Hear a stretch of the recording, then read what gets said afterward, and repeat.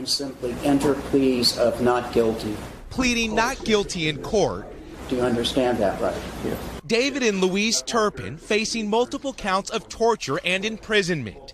David Turpin accused of committing a lewd act on a child.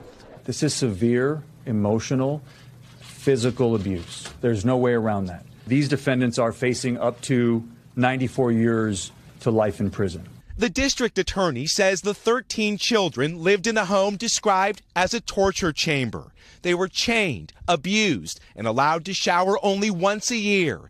Tonight, a law enforcement official tells NBC News the children were fed one rationed meal each day. They began to be tied up, first with ropes. One victim at one point was tied up and hog-tied.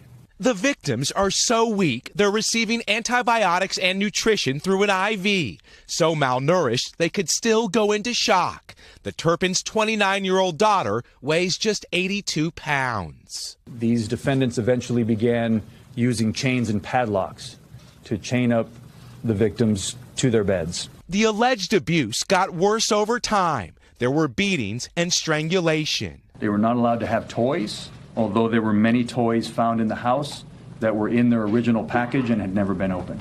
The rooms inside this home were urine-filled. The children were not unchained to use the bathroom. The parents would apparently buy food for themselves and not allow the children to eat it. Tonight, David and Louise Turpin shackled and hauled back to jail. A confinement, say investigators, more humane than what they subjected their own children to. When investigators arrived here, they say a 22-year-old was chained to a bed. They say many of the children didn't even know what a police officer was.